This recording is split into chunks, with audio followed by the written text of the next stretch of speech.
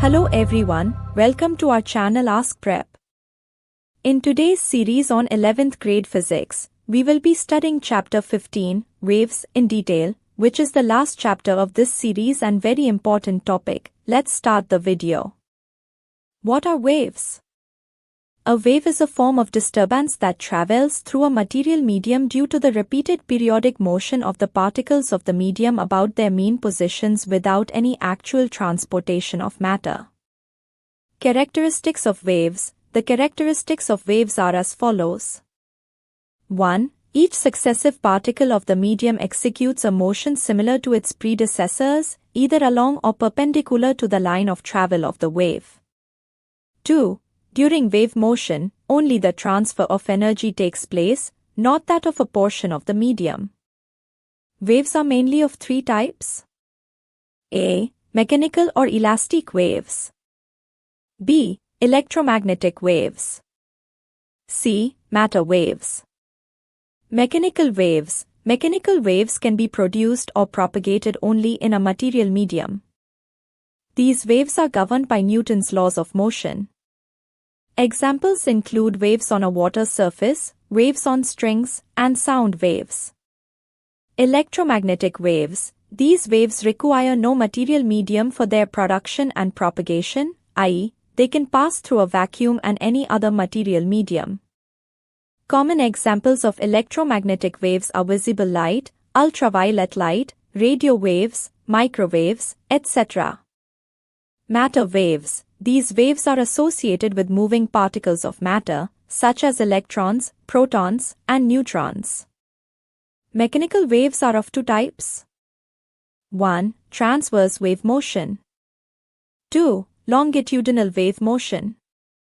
Transverse wave motion. In transverse waves, the particles of the medium vibrate at right angles to the direction in which the wave propagates.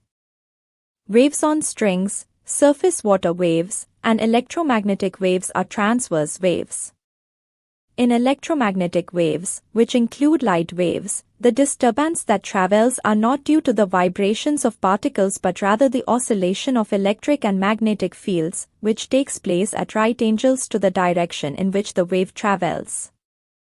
Longitudinal wave motion. In these types of waves, particles of the medium vibrate to and fro about their mean position along the direction of energy propagation. These are also called pressure waves. Sound waves are longitudinal mechanical waves. अब देखिए Isaac Newton ने सबसे पहले जो velocity of sound है उसका formula calculate किया था. उन्होंने कुछ एजम्पशंस लिए थे, उसी बेसिस पर उन्होंने फार्मूले को कैलकुलेट किया था. आइजैक न्यूटन ने क्या कहा कि जो साउंड है जब वो एयर में ट्रेवल करता है तो वो कंप्रेशन एंड रेयरफैक्शन के फॉर्म में ट्रेवल करता है, जहाँ पर कंप्रेस रीजन का जो टेम्परेचर होता है वो बहुत हाई होता है, बट रेरिफाइड वर्जन का जो टेम्परेचर होता है वो बहुत लो होता है. जिसके कारण होता क्या है कि जो कंप्रेस रीजन है उससे हीट फ्लो करके रेरिफाइड रीजन में जाता है, और जो टेम्परेचर है दोनों रीजन्स का, कंप्रेस का और रेरिफाइड रीजन का, ये दोनों इक्वल हो जाता है. ओवरऑल न्यूटन का कहना है कि जब साउंड एयर में ट्रेवल करता है तो वो अंडर आइसोथर्मल कंडीशन ट्रेवल करता है. ठीक है, उनका कहना ये है कि जब भी साउंड एयर में ट्रेवल करता है तो वो अंडर आइसोथर्मल कंडीशन ट्रेवल करता है. ठीक है, तो इसी बेसिस को लेते हुए न्यूटन ने जो वेलोसिटी ऑफ साउंड है उन्होंने जो फार्मूला ऑब्टेन किया था वो फार्मूला था v is equal to √P by rho, जहाँ पर P क्या है, प्रेशर, रो डेंसिटी है और v वेलोसिटी है साउंड इन एयर. अब देखिए ये जो आइजैक न्यूटन ने कैलकुलेट किया था अंडर आइसोथर्मल कंडीशन, जब हम लोग इस फॉर्मूले के हेल्प से जब ये कैलकुलेट कर रहे थे इस वेलोसिटी ऑफ साउंड का वैल्यू एयर में, तो उसका जो वैल्यू हमें आ रहा था वो मिल रहा था 280 पर meter second at normal temperature and pressure, but जो एक्चुअल एक्सपेरिमेंट वैल्यू है वो वैल्यू है 332 मीटर पर सेकेंड. इसके कारण इस फॉर्मूले में एक एरर आ गया है ना, क्योंकि बहुत लार्ज डिफरेंस है. 332 मीटर पर सेकेंड 280 पर मीटर सेकेंड में बहुत लार्ज डिस्टेंस है, जिसके कारण ये फॉर्मूले में कुछ एरर आ गया. जिस एरर को लाप्लास ने करेक्ट किया था। ठीक है, अब इस एरर को लाप्लास ने करेक्ट किया था। लाप्लास ने क्या कहा कि न्यूटन का ये जो अजम्पशन है कि जो साउंड एयर में ट्रेवल करता है वो आइसोथर्मल कंडीशन के अंडर ट्रेवल करता है, ये गलत है। साउंड जो ईयर में ट्रेवल करता है वो अंडर एडियाबेटिक कंडीशन के अंदर ट्रेवल करता है। एडियाबेटिक कंडीशन के अंडर ट्रेवल करता है। उन्होंने ऐसा इसलिए कहा क्योंकि एयर क्या है, बैड कंडक्टर ऑफ हीट है। और न्यूटन ने क्या कहा, एजम्पशन कि भाई कंप्रेस्ड रीजन से हीट फ्लो करके रेरिफाइड रीजन में जाएगा। एयर में कंप्रेस्ड रीजन से हीट फ्लो करके रेरिफाइड रीजन में जाएगा। अब ये जब बैड कंडक्टर है तो हीट कैसे फ्लो करेगा, हीट तो फ्लो कर ही नहीं सकता है ना, तो टेम्परेचर इक्वलाइज नहीं होगा। इट मीन्स वहाँ पर आइसोथर्मल कंडीशन नहीं होगा और वहाँ पर जो कंप्रेशन और एयर होता है वो बहुत रैपिडली होता है, बहुत स्पीडली रैपिडली होता है, जिसके कारण एक्सपेरिमेंट हो जाता जो है वो पॉसिबल नहीं हो पाता। सो लाप्लास में आइसोथर्मल कंडीशन को करेक्ट करते हुए एडियाबेटिक कंडीशन किया और इसके हेल्प से velocity of sound in air का वैल्यू फाइंड आउट किया। ऐसा फॉर्मूला फाइंड आउट किया जो होता है गामा पी बाय रो, जहाँ पर गामा क्या है, ये जो गामा है रेशियो Cp बाय Cv का मतलब specific heat at constant pressure to the specific heat at constant value A। अब जब इस फॉर्मूला के हेल्प से कैलकुलेट किया गया velocity of sound in air, जब उसे कैलकुलेट किया गया तो वेलोसिटी ऑफ साउंड का वैल्यू, तो वो वैल्यू हमें मिला 332.5 मीटर्स पर सेकेंड, जो इसका एक्सपेरिमेंटल वैल्यू से बहुत क्लोज था, अप्रोक्सीमेटली वो क्लोज था। सो ये जो फॉर्मूला लाप्लास ने डिराइव किया, ऐसा कहें जो न्यूटन का फॉर्मूला जिसने लाप्लास ने मॉडिफाई किया वो करेक्ट फॉर्मूला निकला। Now the relation between phase difference and path difference for two particles. हमें रिलेशन दिखाना है फेज डिफरेंस और पाथ डिफरेंस में। देखिए, सबसे पहले जानते हैं फेज क्या है। The physical quantity which expresses eight any instant the displacement of the particle and its direction of motion is called a phase of a particle. Any phase वो क्वांटिटी है जो पार्टिकल के डिस्प्लेसमेंट और direction of motion के बारे में बताती है। Suppose a simple harmonic wave is travelling in a medium in the plus x direction. The instantaneous displacement of a medium particle at a distance x from the origin is given by so. हम जान चुके हैं plane progressive wave का equation x is equal to sine omega t minus के x.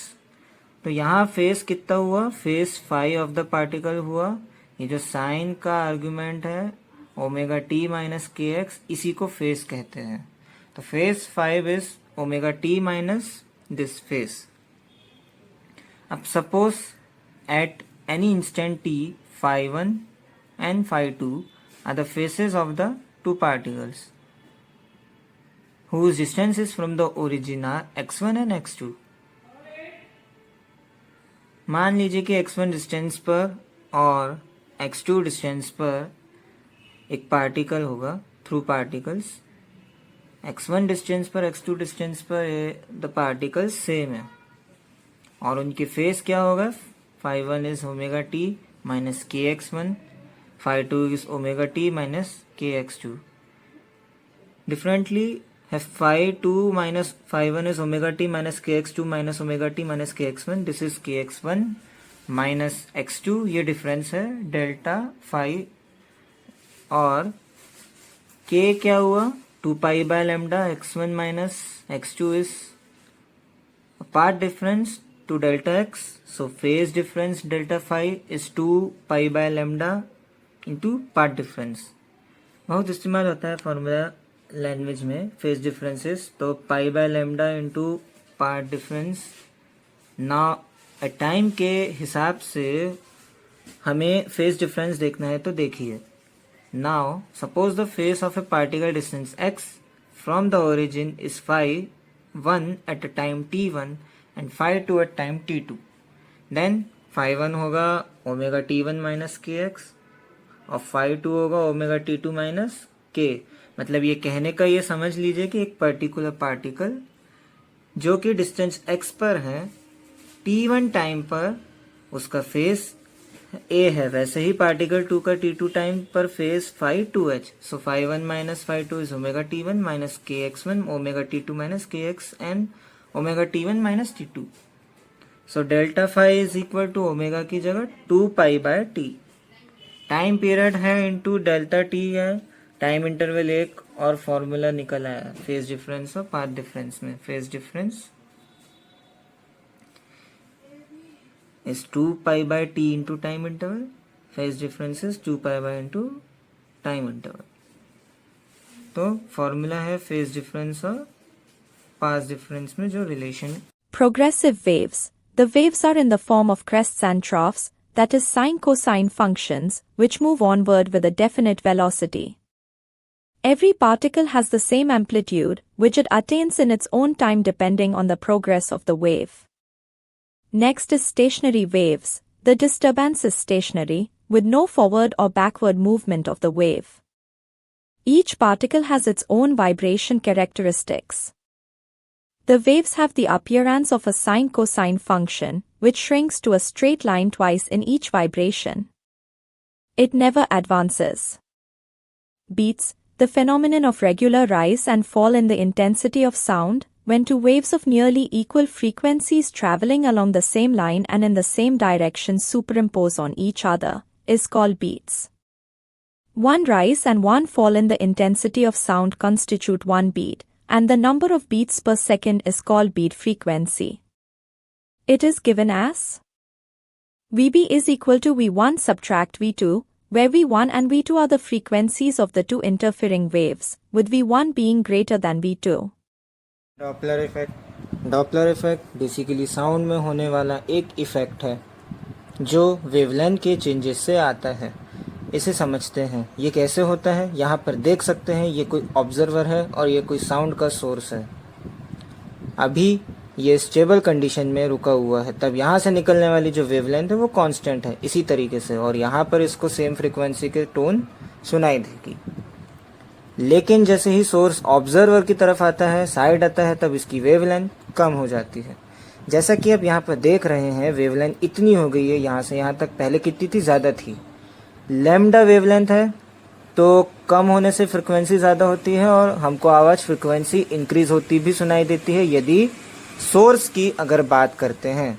Observer से अगर दूर जाता है तब उसकी वेवलेंथ ज़्यादा हो जाती है और वेवलेंथ ज़्यादा होने से फ्रिक्वेंसी कम हो जाएगी। इस सिचुएशन में हमको फ्रिक्वेंसी कम होती हुई सुनाई देती है। और यहाँ पर जो फ्रिक्वेंसी का ये शिफ्ट है, साउंड के अंदर फ्रिक्वेंसी का शिफ्ट होता है, इसी को हम कहते हैं डॉपलर इफेक्ट। जब भी कोई सोर्स ऑब्जर्वर की साइड में आता है, यानी कि दोनों के बीच की जो रिलेटिव मोशन होता है वो डिस्टेंस कम होती है, उस सिचुएशन में वेवलेंथ कम होती है और फ्रिक्वेंसी इंक्रीज होती है।